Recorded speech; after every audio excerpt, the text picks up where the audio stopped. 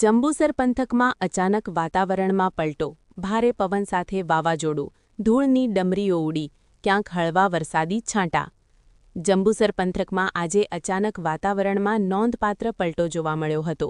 સાંજના સમય બાદ અચાનક જ આકાશમાં ઘેરા વાદળો છવાઈ જતા વાતાવરણમાં ઠંડક પ્રસરી ગઈ હતી. ત્યારબાદ ભારે પવન સાથે વાવાઝોડા જેવી સ્થિતિ સર્જાતા લોકોમાં થોડીવાર માટે ગભરાટ ફેલાયો હતો. અચાનક તેજ પવન ફૂંકાતા અનેક વિસ્તારોમાં ધૂળની ડમરીઓ ઉડતી જોવા મળી હતી, જેના કારણે માર્ગો પર દૃશ્યતા ઘટી ગઈ હતી. વાહન ચાલકોને ખાસ કરીને મુશ્કેલીઓનો સામનો કરવો પડ્યો હતો.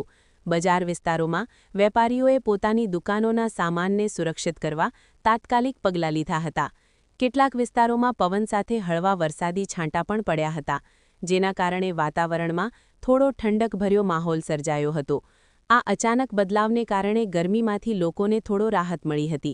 સ્થાનિક લોકોના જણાવ્યા મુજબ પવનની ઝડપ એટલી વધુ હતી કે રસ્તા પરના હળવા વજનના સામાન અને કચરાપેટીઓ પણ ઉડી જતી જોવા મળી હતી.